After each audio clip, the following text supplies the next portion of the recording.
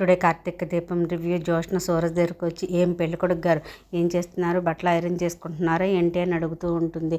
చేసుకోకూడదా అని సూరజ్ అంటుంటారు. అంటే రేపు మన పెళ్ళి కదా, నువ్వు ఇంకా రెస్ట్ తీసుకుంటూ ఉంటావేమో అనుకున్నాను అనేసి జోష్న అంటుంది. రెస్ట్ తీసుకోవడం అంటే అన్ని పనులు మానేసి కూర్చోవడం కాదు, అవసరమైన పనులు మాత్రమే చేసుకోవడం అనేసి అంటూ ఉంటాడు సూరజ్. అవసరమైన పనులు అంటే బట్టలు ఇస్త్రీ చేసుకోవడమా అంటుంది జోష్న. బ్యాచిలర్ లైఫ్లో బట్టలు ఇస్త్రీ చేసుకోవడం కూడా అవసరమైన పని అని అంటూ ఉంటాడు సూరజ్. అబ్బాయి జీవితంలో ఇంతకంటే అవసరమైన పనులు చాలా ఉంటాయి అనేసి అంటూ ఉంటుంది జోష్న. ఏంటవి అని సూరజ్ అంటూ ఉంటాడు.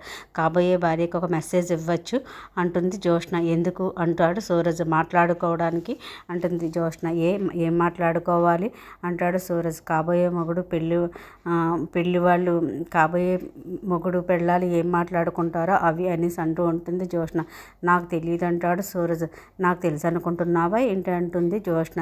తెలిసే ఉండాలి అంటాడు సూరజ్. ఎలా అంటుంది జోష్న. అబ్బాయి కంటే అమ్మాయిలు ఇప్పుడు మెచ్యూర్డ్గానే ఉంటున్నారు. అబ్బాయిల ఆలోచనల కంటే అమ్మాయిల ఆలోచనలు చాలా అడ్వాన్స్గా ఉంటాయి అని చెప్పేసి సూరజ్ అంటూ ఉంటాడు. అలా అని చెప్తున్నాను అంతే అని అంటూ ఉంటాడు. కాబట్టి నీకు భార్య భర్త పెళ్ళవడానికి ముందు ఏం మాట్లాడుకుంటారో తెలిసి ఉండాలన్నమాట అని అంటూ ఉంటాడు. సరే నాకు తెలుసు అనుకో, అడిగితే నాకు తెలియదు అనుకో, అడిగితే చెప్పవా అనేసి అంటూ ఉంటుంది జోష్న. ఏం చెప్పాలండి అనేసి అంటూ ఉంటాడు సూరజ్. కాసేపు దాన్ని ఆపవయ్యా అని చెప్పేసి ఇస్త్రీ పెట్టిన ఆఫ్ చేయమంటూ ఉంటుంది. ఇంకా చెప్పాలంటే తెలీదు అనేసి అంటూ ఉంటూ సూరజ్ని కిస్ చేసుకోవడానికి దగ్గరికి రాబోతూ ఉంటుంది. వెంటనే సూరజ్ దూరంగా జరుగుతూ ఉంటాడు. ఏమైంది అనేసి అంటూ ఉంటుంది జోష్న. ఏం కాలేదు, మరి ఎందుకు నేను ముద్దు పెట్టుకోబోతుంటే చెయ్యి వెనక్కి తీసుకున్నావు అని అడుగుతూ ఉంటుంది సూరజ్. అడుగుతూ ఉంటుంది జోష్న. ఇది కరెక్ట్ కాదనిపించింది అనేసి అంటూ ఉంటాడు సూరజ్. నీకు కాబోయే భార్యనే కదా అనేసి అంటూ ఉంటుంది జోష్న. ఇంకా కాలేదు కదా అంటాడు సూరజ్. అంటే ఏం లేదు జోష్న, కాబోయే భార్యగా ఉండడానికి చాలా తేడా ఉంది అనేసి అంటూ ఉంటాడు సూరజ్. చాలా దూరం కూడా ఉంది అనేసి అంటూ ఉంటాడు. ఆ దూరం రేపటితో తగ్గిపోతుంది కదా అనేసి అంటూ ఉంటుంది జోష్న. ఇంకా రేపటి వరకు టైం ఉంది అనేసి అంటూ ఉంటాడు సూరజ్. అందుకే నువ్వంటే నాకు ఇష్టం, ఎదుటి వాళ్ళు ఇచ్చేది నువ్వు తీసుకోవు, నీకు తీసుకోవాలనుకుంటే నువ్వు తీసుకుంటావు అని చెప్పి జోష్న సూరజ్తో అంటూ ఉంటుంది. కానీ పెళ్ళైన తర్వాత మాత్రం నువ్వు ఇలా ఉండకరా అని చెప్పేసి అంటూ ఉంటుంది జోష్న. ఎలా అంటే అనేసి అంటూ ఉంటాడు సూరజ్. స్కూల్లో లెక్కల మాస్టర్ లాగా ఇలా స్ట్రిక్ట్గా ఉండకరా బాబు అని చెప్పేసి అంటూ ఉంటుంది. నేను ఇలాగే ఉంటాను జోష్న అనేసి అంటూ ఉంటాడు సూరజ్. అదే చెప్తున్నాను, ప్లీజ్ రా, నా కోసం మారు, ఫ్రెండ్లీగా ఉండు అని చెప్పేసి, అందరితో సరదాగా మాట్లాడు అని చెప్పేసి అంటూ ఉంటుంది జోష్న. జోక్ వేస్తే నవ్వడం నేర్చుకో, ముద్దిస్తే తీసుకోవడం నేర్చుకో, టోటల్గా చెప్పాలంటే నాకు బెస్ట్ ఫ్రెండ్ లాగా ఉండాలిరా అని చెప్పేసి అంటూ ఉంటుంది జోష్న. ఒక విషయం గుర్తుపెట్టుకో జోష్న, ఈ ప్రపంచంలో మనం నచ్చాల్సింది ముందు మనకి మనమే నచ్చకపోతే ఎదుటి వాళ్ళకి ఏం నచ్చుతాం అనేసి అంటూ ఉంటాడు సూరజ్. కొన్నిసార్లు ఎదుటి వాళ్ళకి నచ్చకపోయినా పర్వాలేదు, కానీ మనకు మనం నచ్చితే చాలు అని చెప్పేసి అంటూ ఉంటాడు సూరజ్. అయ్య బాబోయ్, నువ్వు నిజంగా మ్యాథ్స్ టీచర్ అవ్వాల్సిందిరా, నీ మాటలు కూడా త్రికోణంలాగా ఉంటాయి, చూడ్డానికి సింపుల్గా ఉంటాయి కానీ అర్థం కావు అని చెప్పేసి అంటూ ఉంటుంది జోష్న. వదిలేయచ్చు కదా అని చెప్పి సూరజ్ అంటూ ఉంటాడు. వదిలేయడానికి నువ్వేమైనా చేతిలో వస్తువా, నేను తీసుకునే ఊపిరివిరా, ఎలా వదిలేను అని చెప్పేసి అంటూ ఉంటుంది జోష్న. నేను నీతో కరిగిపోయి పూర్తిగా నేను మాయమైపోయే వరకు వదులుకోలేనురా అని చెప్పేసి అంటూ ఉంటుంది జోష్న. అదే టైంకి శ్రీధర్ దీప కార్తిక్ వస్తుంటారు. సారీ మేనకోడలా అని చెప్పేసి అంటూ ఉంటాడు శ్రీధర్. అయ్యో అదేమీ లేదండి, రండి అని చెప్పేసి, రెండు కూర్చోండి అని చెప్పేసి సూరజ్ పిలుస్తూ ఉంటాడు శ్రీధర్ వాళ్ళని. కూర్చోవడానికి రాలేదయ్యా, తీసుకోవడానికి వచ్చాము అనేసి అంటూ ఉంటాడు శ్రీధర్. జోష్నని నేను పిలవలేదు సార్, కానీ నాతో మాట్లాడడానికి వచ్చింది అని చెప్పేసి అంటూ ఉంటాడు సూరజ్. వెళ్ళి జోష్న అని చెప్పేసి అంటూ ఉంటాడు సూరజ్.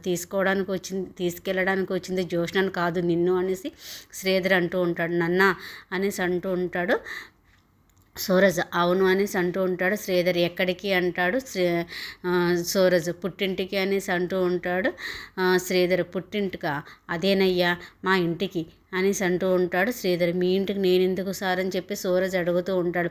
ఓరి నాయనో, మరి ఎంత అమాయకుల్లో అడుగుతావేంటయ్యా, నువ్వెవరివి అనేసి అడుగుతూ ఉంటాడు శ్రీధర్. పెళ్ళి కొడుకుని అనేసి అంటూ ఉంటాడు. నేనెవరిని, పెళ్ళి కొడుకు తండ్రిని. పెళ్ళి కొడుకు ఎక్కడ ఉండాలి, తండ్రి ఇంట్లో. సో మై డియర్ సన్ను, మనం మన ఇంటికి వెళుతున్నాం. రేపు ఉదయం మన ఇంటి దగ్గర మంగళ స్నానాలు పూర్తి చేసుకుని మగ పెళ్లి వాళ్ళ హోదాలో అడుగు పెడదాం. మగ పెళ్లి వాళ్ళ హోదాలో కారులో ఇంటి ముందు దిగుదాం, మర్యాదలు చూసుకోవడానికి మా బావ ఫ్యామిలీ ఎలాగా సిద్ధంగా ఉంటారనుకో అని చెప్పేసి అంటూ ఉంటాడు శ్రీధర్. మాస్టారు అసలు వచ్చింది చెప్పడం మానేసి అనవసరమైంది ఎంత చెప్తావో అని చెప్పేసి అంటూ ఉంటాడు. సూరజ్కి తెలియాలి కదరా అని చెప్పేసి శ్రీధర్ అంటూ ఉంటాడు. బ్రదర్ బయలుదేరి మన ఇంటికి వెళ్దాం అని చెప్పేసి అంటూ ఉంటాడు కార్తీక్. సార్ బ్రదర్ నేను రాలేను ఎందుకు అని అడుగుతూ ఉంటాడు శ్రీధర్. ఈ ఇల్లు ఆ ఇల్లు అని అటు ఇటు తిరగడం ఎందుకు సార్, అందరం ఇక్కడే ఉన్నాం కదా, ఇక్కడే ఉండిపోదామని చెప్పేసి అంటూ ఉంటాడు. ఆ ఇంటి దగ్గర చేయాలనుకున్న కార్యక్రమాలన్నీ ఈ ఇంటి దగ్గర నుంచే చేయొచ్చు కదా అని చెప్పి సూరజ్ అంటూ ఉంటాడు. మగ పిల్లివాడు ఆడపిల్లివాడు ఒకే సూర్యు కింద ఉండకూడదు అని చెప్పేసి అంటూ ఉంటాడు శ్రీధర్. అలా ఉండకూడదని పెద్దలు చెప్పారు. ఒక సూర్యు కింద ఉంటే ఒక సూర్యు కింద ఎక్కడ ఉన్నామండి, జోష్న వాళ్ళది మెయిన్ హౌస్, మనది అవుట్ హౌస్ అని చెప్పేసి అంటూ ఉంటాడు సూరజ్. వాళ్ళ ఇల్లు వాళ్ళదే, మన ఇల్లు మనదే. సరే అయితే చెప్పిన మాట విననంటావు అని చెప్పేసి అంటూ ఉంటాడు శ్రీరజ్. సూరజ్ చెప్పింది వినడు మావయ్య అని చెప్పేసి అంటూ ఉంటుంది జోష్న. తన మాటే అందరూ వినాలనుకుంటాడు అనేసి అంటూ ఉంటుంది జోష్న. మా మరిది మీద అప్పుడే కంప్లైంట్ చేయడం స్టార్ట్ చేసావా అని చెప్పి దీప అంటూ ఉంటుంది. అది కంప్లైంట్ కాదు జోష్న, అది కంప్లైంట్ కాదు దీప, స్టేట్మెంట్. నా సూరజ్కి ఇష్టం లేని పని చేయకండి అని మనకు చెప్తుంది అని చెప్పేసి కార్తిక్ అంటూ ఉంటాడు. ఏం బావా నువ్వు కూడా నన్ను ఆట పట్టిస్తున్నావా అని అడుగుతూ ఉంటుంది జోష్న. మరదల్ని బావ కాకపోతే ఇంకెవరు ఆట పట్టిస్తారు అని చెప్పేసి అంటూ ఉంటాడు కార్తిక్. కార్తిక్ నేను కాంచన్తో మనం ఎక్కడికి వెళ్ళటనేది ఇక్కడే ఉంటున్నామని చెప్పేస్తాను అని చెప్పేసి అంటూ ఉంటాడు శ్రీధర్. అలాగే నాన్న అని చెప్పేసి అంటూ ఉంటాడు కార్తిక్. జోష్న సూరజ్తో నీకేమైనా పని ఉందా అనేసి అడుగుతూ ఉంటాడు కార్తిక్. మమ్మల్ని వెళ్ళిపోమంటే వెళ్ళిపోతాం అనేసి అంటూ ఉంటాడు కార్తిక్. ఏంటి అదంతా సిగ్గేనా అని చెప్పేసి అంటూ ఉంటాడు. పో బావా బాగా ఆట పట్టిస్తున్నావు అని చెప్పేసి అంటూ ఉంటుంది దీప. మళ్ళీ ఆడుకోవడానికి వీళ్ళు మనకు దొరుకుతారా ఏంటి అని చెప్పేసి అంటూ ఉంటాడు కార్తిక్. గుడ్ నైట్ సూరజ్ అని చెప్పేసి అక్కడి నుంచి జోష్న వెళ్ళిపోతూ ఉంటుంది. గుడ్ నైట్ సూరజ్, హ్యాపీగా పడుకో అని చెప్పేసి అక్కడి నుంచి వెళ్ళిపోతూ ఉంటుంది. గుడ్ నైట్, హ్యాపీగా పడుకో అంటే ఏంటి బ్రదర్ పెళ్ళికి ముందే అడ్వాన్స్ ఇవ్వాలనుకుంటున్నావా ఏంటి అని చెప్పేసి కార్తిక్ అడుగుతూ ఉంటాడు. బాగా భలే వాడివే బ్రదర్, నేనేదో షర్ట్ ఇస్త్రీ చేసుకుంటూ ఉంటే నువ్వేమి ఇస్త్రీ చేస్తున్నావో అర్థమవుతుందిలే అని చెప్పేసి అంటూ ఉంటాడు కార్తికే. ఇదేనా బ్రదర్ నువ్వు నన్ను అర్థం చేసుకున్నది అని చెప్పి సూరజ్ అంటూ ఉంటాడు. నీకో ధర్మరహస్యం చెప్తాను విను అని చెప్పి కార్తిక్ అంటూ ఉంటాడు. ఏంటి బ్రదర్ అంటే మగవాళ్ళు వీక్ పాయింట్, ఆడవాళ్ళు స్ట్రాంగ్ పాయింట్ అదే అంటాడు. అదే అంటే ఏంటని సూరజ్ అడుగుతుంటాడు. మరి నువ్వు పెసరపప్పులా ఉన్నావేంటి బ్రదర్, అదే అంటే అదే అని చెప్పి కార్తిక్ అంటూ ఉంటాడు. మనం చాలా స్ట్రాంగ్గా ఉండాలి, పెళ్ళాన్ని కంట్రోల్లో పెట్టాలి అని చెప్పేసి అంటూ ఉంటాడు. మధ్యలో కంట్రోల్లో పెట్టాలి అంటే అని అడుగుతూ ఉంటుంది దీప. మధ్యలో ఆగిపోయేవేంటి బాబా అంటే అది నేను ఇంకా మాట పూర్తి చేయలేదన్నమాట అని చెప్పేసి అంటూ ఉంటాడు కార్తిక్. అయితే పూర్తి చేయి అంటుంది దీప. పెళ్ళాన్ని కంట్రోల్లో పెట్టాలి అని అనుకోకూడదు, భార్యాభర్తలు ఫ్రెండ్లీగా ఉండాలి అని చెప్తున్నానని చెప్పేసి అంటూ ఉంటాడు. అంతే దీప అని చెప్పేసి చూసావా నవ్వేసింది అని చెప్పేసి భార్యని ఎప్పుడు ఇలా నవ్విస్తూ ఉండాలి అని చెప్పి కార్తిక్ అంటూ ఉంటాడు. నవ్వించేవిలే కానీ సూరజ్ పడుకొని బాబా ఉదయాన్నే లేవాలి, రేపే సూరజ్ పెళ్ళి తెలుసు కదా అనేసి అంటుంటుంది. తెలుసు బ్రదర్ నువ్వు పడుకో, మార్నింగ్ గ్లామర్గా ఉండాలి కదా, వెళ్దాం పద దీప అనేసి అంటూ ఉంటాడు. మనం వాళ్ళతో పద ఇంకేమైనా చెప్పాలా అని చెప్పేసి అంటుంటాడు. బ్రదర్ అని అంటూ ఉంటాడు. నీకు సారీ చెప్పాలి బ్రదర్ అని చెప్పేసి సారీ వదిన అనేసి అంటూ ఉంటాడు సూరజ్. దేనికి సారీ ఎందుకు అనేసి అడుగుతూ ఉంటాడు కార్తిక్. ఎందుకో చెప్పాలనిపించింది అనేసి అంటూ ఉంటాడు కార్తిక్. దేనికి అనేసి అడుగుతాడు. నువ్వేమైనా తప్పు చేసావా అని కార్తిక్ అడుగుతూ ఉంటాడు. అడిగేది నిన్నే, నువ్వేమైనా తప్పు చేసావా అనేసి అంటూ ఉంటాడు కార్తిక్. బావా లేకపోతే ఎందుకు సారీ చెప్పాలి, మిమ్మల్ని ఇబ్బంది పెడుతున్నాను అని చెప్పేసి పెళ్లి పనులంతా మనమే కడుపుతూ ఉండి పెళ్లి పనులంతా మనమే చూసుకుంటున్నాం కదా, మా వదిన కడుపుతూ ఉండి కూడా నా కోసం అంత కష్టపడుతుందని మనకు సారీ చెప్తున్నాడు అని చెప్పేసి అంటూ ఉంటుంది దీప. అంతేనా అనేసి అంటూ ఉంటాడు. అవును బ్రదర్, నీ పెళ్ళి మా బాధ్యత, నువ్వు మాకు తమ్ముడు లాంటి వాడివి, రేపటి నుంచి తోడళ్ళు కూడా మనం ఒకటే అని చెప్పేసి కార్తిక్ అంటూ ఉంటాడు. మన కోసం మనమే చేసుకోవాలి, బయట వాళ్ళు వస్తారా ఏంటి, పడుకో అని చెప్పేసి అంటూ ఉంటాడు కార్తిక్.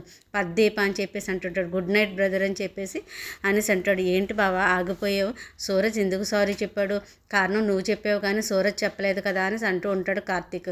నేను చెప్పిన దానికి అంతే అన్నాడు కదా, ఇంకేం ఆలోచిస్తున్నావు అని చెప్పేసి అంటూ ఉంటుంది దీప. నువ్వు పెద్ద డిటెక్టివ్లో తయారయ్యావు అని చెప్పేసి అంటుంటుంది. అది కాదు దీప, నేను మాలిని ఇంట్లో అని చెప్పబోతుంటే ఇప్పుడు వాళ్ళ గురించి మనకెందుకు, తెల్లవారితే పళ్ళి ఇక్కడ అన్ని పనులున్నాయి, చక్కబెట్టవలసింది మనమే, పద వెళ్దాం అని చెప్పేసి అంటూ ఉంటుంది. సారీ ఎందుకు చెప్పాడప్ప అని కార్తిక్ ఆలోచిస్తూ ఉంటాడు. ఈ సూరజ్ ఒక పట్టాన్ని అర్థం కావడని అనుకుంటూ ఉంటాడు. మార్నింగ్ లేచిన వెంటనే దశరథతో సుమిత్ర పూలదండలు వచ్చేసాయా అండి అని అడుగుతుంటుంది. అన్నీ రెడీ సుమిత్ర, దీప కార్తిక్ ఏదీ మర్చిపోలేదు, అన్నీ గుర్తుపెట్టుకుని అనేసి అంటూ ఉంటాడు దశరథ. దీప కార్తీక్ వాళ్ళు అన్నీ గుర్తుపెట్టుకుంటారా, నువ్వే కొన్ని మర్చిపోయినట్టున్నావు అని అంటూ ఉంటుంది. మర్చిపోయినట్టున్నావు దశరథ అని అంటూ ఉంటుంది పారిజాతం. అదే దశరథ ఏంటి పిన్ని అని అంటూ ఉంటాడు. దీపా కార్తిక్ చేయవలసిన పనులన్నీ గుర్తుపెట్టుకుని చేస్తున్నారు, కానీ నువ్వు చేయవలసిన ముక్కుపోయిన పనే మర్చిపోతున్నావు అని అంటూ ఉంటుంది పారిజాతం. నేను మర్చిపోయానా, ఆ మాటకు వస్తే సుమిత్ర కూడా మర్చిపోయినట్టుకుంది అని అంటూ ఉంటుంది పారిజాతం. నేను మర్చిపోయినా అత్తయ్య గారు అంటుంది సుమిత్ర. అంతేలే అమ్మ, కొన్ని ఎవరో ఒకరు గుర్తు చేస్తూ ఉండవలసింది, అది ఏంటో చెప్పి పిన్ని అని దశరథ అడుగుతూ ఉంటాడు. జోష్ణగా ఆస్తి మొత్తం రాస్తానని చెప్పారు కదా, జోష్ణ మెడలో తాళి కట్టిన మరుక్షణం ఆస్తి మొత్తం జోష్ణకే దక్కుతుందని చెప్పేసి అనేసి అగ్రిమెంట్ రాశారు కదా, అందరి ముందు చదివారు. తీరా అది పెళ్ళి ఒప్పుకున్న తర్వాత మీరు మర్చిపోయారు. నువ్వు ఇప్పుడు అదంతా ఎందుకు అడుగుతున్నావో నాకు తెలిసిలే పిన్ని అని చెప్పేసి దశరథ మనసులో అనుకుంటూ ఉంటాడు. జోష్ణ పెళ్లిపేటల మీదకి ఎక్కకముందే వీలునామా మీద మీరు సంతకం పెడితే మంచిది కదా అని చెప్పేసి అంటుంది. జోష్ణ వీలునామా మీద సంతకం పెట్టి ఆ కాగితాలు జోష్ణ చేతిలో పెడతావనుకున్నాను అని అడుగుతూ ఉంటుంది పారిజాతం.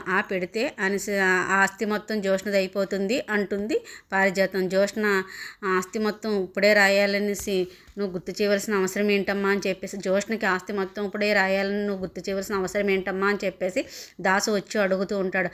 అసలు ఏం జరిగిందంటే, అసలు నువ్వు ఇక్కడ లేనోడివి, ఇక్కడ విషయాలన్నీ నీకెలా తెలుస్తాయిరా అని చెప్పేసి అంటూ ఉంటుంది పారిజాతం. కూతురి పెళ్ళంటే తండ్రి ఉండాలి కదా అని చెప్పేసి అంటూ ఉంటాడు దశరథ. ఏంటి దశరథ అన్నావు అని చెప్పి పారిజాతం అంటుంది. నీ కూతురి పెళ్ళి అనుకో తమ్ముడు అన్నాను దాసు. అవునా దాసు, ఇది నీ కూతురి పెళ్ళి అనుకో, నీ ఆడబిడ్డ పుట్టి చనిపోయిందన్న పోతుంది మీరు అని చెప్పేసి నా కూతురి పెళ్ళే దాసు కూతురి పెళ్ళి అన్నాను పిన్ని అని చెప్పేసి అంటూ ఉంటాడు. ఇది నీ కూతురి పెళ్ళి అనుకో అని చెప్పేసి అంటూ ఉంటుంది. నీకు బిడ్డ పుట్టి చనిపోయిందన్న మీరు విషయం మర్చిపో దాసు అని చెప్పేసి సుమిత్ర అంటూ ఉంటుంది. మీరు ఎంత మంచివాళ్ళు వదిన, కల్మషం లేని మనుషులు మీలాంటి వాళ్ళతో పిలిపించుకోవడమే నా అదృష్టం అనుకుంటున్నాను వదిన. అది నా బిడ్డ పెళ్ళి అనుకుంటాను, అన్ని పనులు నేనే దగ్గరుండి చేసుకుంటానని చెప్పి దాసు అంటూ ఉంటాడు. అలాగే దాసు అండి, మీతో రెండు అని చెప్పేసి అక్కడి నుంచి సుమిత్ర అని దశరథ వెళ్ళిపోతాడు. దాసు నువ్వు మాట్లాడుతూ ఉండని చెప్పేసి నేను వెళ్ళొస్తానని చెప్పేసి అంటాడు. అలాగే అన్నయ్య అని చెప్పేసి అంటూ ఉంటాడు. దాసు, దశరథకి జోష్ణ కూతురని తెలియదు కదా అని చెప్పేసి అడుగుతూ ఉంటుంది పారిజాతం. తెలియదు కానీ మనం వేరే విషయాలు మాట్లాడుకోవాలి అని అంటూ ఉంటాడు పారిజాతంతో దాసు. ఏంటి దాసు, అదే వీలునామా గురించి అనేసి అంటూ ఉంటాడు దాసు. నాకు చాలా పనులు ఉన్నాయిరా, వస్తాను అని చెప్పేసి అక్కడి నుంచి వస్తున్నా అని చెప్పేసి అంటూ ఉంటుంది పారిజాతం. నిన్నెవరూ పిలవలేదమ్మా అని చెప్పేసి అంటూ ఉంటాడు దాసు. జోష్ణని పెళ్లి కూతురు చేస్తూ ఉంటారు. నేను చూస్తుంటే దిష్టి తగిలే అంత గ్లామర్గా ఉన్నావు అని చెప్పేసి అంటూ ఉంటాడు కార్తిక్. దీన్నే పెళ్లి కాలం అంటారు బావా అని చెప్పేసి అంటూ ఉంటుంది దీప. నీ మరిదికి గుమ్మడికాయతో దిష్టి తీయి ఎవరి కళ్ళు అని చెప్పేసి అంటూ ఉంటాడు కార్తిక్. ఎవరి కళ్ళతోనూ దిష్టి చేస్తే గట్టిగానే తీయాలి అని చెప్పేసి అంటుంది. నా మరిది దిష్టి పెట్టకండి అని చెప్పేసి అంటూ ఉంటుంది. నువ్వెంత దిష్టి తీసినా దీనికి దిష్టి తగులుతుందే సుమిత్ర అని చెప్పి, నువ్వెంత దిష్టి తీసినా దీనికి దిష్టి తగులుతుంది సుమిత్ర, పిల్ల బంగారు బొమ్మలా మెరిసిపోతుందని పారిజాతం కూడా జోష్ణ గురించి అంటూ ఉంటుంది. ఏమంటావు కాంచన అని చెప్పేసి అంటే ఉంటాయి. ఇదంతా వాళ్ళ అమ్మ పోలికే పిన్ని అని చెప్పేసి అంటూ ఉంటుంది కాంచన. కళ్యాణి ఇంత అందంగా ఉండేది కాదులే అని చెప్పేసి మనసులో అనుకుంటూ ఉంటుంది పారిజాతం. హాయ్ జో అని చెప్పేసి శౌర్య వస్తుంది. హాయ్ శౌర్య, ఏర్పాట్లు ఎలా జరుగుతున్నాయని జోష్ణ అడుగుతూ ఉంటుంది. దాన్ని అడుగుతున్నావేంటే అని చెప్పేసి అడుగుతూ ఉంటుంది కాంచన. ఇదే పెద్ద అత్త, సందడి మొత్తం అంతా దీందే అత్త అనేసి అంటూ ఉంటుంది జోష్ణ. అవునా, ఒకసారి స్మైల్ ఇవ్వు, ఫోటో తీసుకుంటాను అని చెప్పేసి శౌర్య అంటూ ఉంటుంది. నీకు ఫోన్ ఎక్కడదే అని కాంచన అడుగుతూ ఉంటుంది. చెప్తే తీసేసుకుంటావు అనేసి అంటూ ఉంటుంది శౌర్య. వాళ్ళ నాన్నదేమో అని అంటూ ఉంటుంది పారిజాతం. ఎవరిదైతే నీకెందుకు జోగ్రాని, ఈరోజు జో పెళ్ళి, కాసేపు ఫోన్తో ఆడుకుంటే తప్పే ఉంది అని చెప్పి శౌర్య అంటూ ఉంటుంది. అయినా నేను ఏమో ఊరికే ఆడుకోవడం లేదు, ఫోటోలు తీస్తున్నాను అని చెప్పేసి అంటూ ఉంటుంది. జో స్మైల్ ఇవ్వి ఫోటో తీస్తాను అంటే నీకు ఫోటోలు తీయడం కూడా వచ్చా అని చెప్పి జోష్న అడుగుతూ ఉంటుంది. మనకు చదువు తప్ప అన్నీ వచ్చు అని చెప్పి కాంచన అంటూ ఉంటుంది. నా చదువు గురించి ఇప్పుడు అవసరమా నానమ్మ అని అంటూ ఉంటుంది శౌర్య. ఏదో సరదాగా అందులేవే అని చెప్పేసి పారిజాతం అంటుంటుంది. సరదాకి నేను తప్ప ఇంకెవరో దొరకలేదు అని చెప్పి శౌర్య అంటూ ఉంటుంది. ఏదో చిన్నపిల్లవని అనేసి అంటూ ఉంటుంది పారిజాతం. నిన్ను తాత అడిగాడు అని చెప్పేసి పారిజాతంతో శౌర్య అంటూ ఉంటుంది. ఏ తాత అంటే దాస్ తాత అంటే వాడిని తప్పించుకోవడం కదా ఇక్కడ వచ్చారని చెప్పి పారిజాతం అనుకుంటుంది. వెళ్ళి బయట ఉన్నాడు అని చెప్పేసి అంటుంటుంది. వెళ్తాలేవే అని చెప్పేసి పారిజాతం అంటుంది. వెళ్ళకపోతే నువ్వు ఎక్కడున్నావు, నువ్వు ఇక్కడే ఉన్నావని దాస్తాతో చెప్తాను అని చెప్పేసి అంటూ ఉంటుంది శౌర్య. నువ్వు మామూలు దానో కాదే, మీ నాన్నమ్మ చెప్పింది కరెక్టే, నీకు చదువు తప్ప అన్నీ వచ్చు అని చెప్పేసి పారిజాతం కూడా అంటుంది. అంతా నా చదువు గురించే మాట్లాడుతున్నారు, చిన్నప్పుడు వీళ్ళు ఏదో గోల్డ్ మెడలిస్టులు అన్నట్టుకు అని చెప్పేసి అనేసి అంటూ ఉంటుంది శౌర్య. అయ్యో ఎంత మాట అన్నావే అని చెప్పేసి సుమిత్ర అంటూ ఉంటుంది. అది అంతే వదిన, అలాగే అంటుంది. సరే సరే మనం మండపం దగ్గరికి వెళ్దాం వదిన అని చెప్పేసి అంటూ ఉంటుంది కాంచన. జోష్న నువ్వు ఇక్కడే ఉండు అని చెప్పేసి ముహూర్తం సమయానికి వచ్చి నేను తీసుకెళ్తాను అని చెప్పేసి సుమిత్ర జోష్నతో అంటూ ఉంటుంది. అలాగే అమ్మ అని చెప్పేసి అంటుంటుంది. నువ్వు ఇక్కడే ఉండని శౌర్యతో చెప్పి వెళ్తూ ఉంటుంది. చిన్నపిల్లలు అల్లరి చెయ్యకపోతే ఎలాగా అమ్మమ్మ, ఇది బాగా ఇక్కడే ఉండి అల్లరి చేయకు అని చెప్పేసి అంటూ ఉంటుంది సుమిత్ర శౌర్యతో. అల్లరి చేయకపోతే పిల్లలు అవుతారా అని చెప్పేసి అంటూ ఉంటుంది. అమ్మ ఇది చాలా ముదిరిపోయింది అని చెప్పేసి అంటూ ఉంటుంది సుమిత్ర. మరి మేము ఎలా భరిస్తున్నాం అనుకుంటున్నావు దీన్ని, వాళ్ళ అమ్మకు మాత్రమే ఇది భయపడుతుంది అని చెప్పేసి అంటూ ఉంటుంది. వదిన పద మనం వెళ్దామని చెప్పేసి వెళ్తారు. ఏమే మీ అమ్మకు భయపడతావా అని చెప్పేసి జోష్న శౌర్యని అడుగుతూ ఉంటుంది. అంతే అంతే భయపడినట్టు నటిస్తాను అంతే అని చెప్పేసి శౌర్య అంటుంది. నువ్వు సూపర్, ఇంతకీ నువ్వు ఎవరి ఫోటోలు తీసావు అని జోష్న అడుగుతూ ఉంటుంది. నీ ఫోటో తీయడానికి వచ్చాను తీసుకో అని చెప్పేసి అంటూ ఉంటుంది. చూడు ఎలా తీసానో అని అది చూపిస్తూ ఉంటుంది. చాలా బాగా తీసావు, ఎవరేమన్నా మీ బాబాయ్ ఫోటో తీసేవా అని అడుగుతుంది. బాబాయ్ ఎవరు అని చెప్పేసి అడుగుతుంది శౌర్య. మీ సూరజ్ నీకు బాబాయ్ అవుతాడు కదా అంటుంది జోష్న.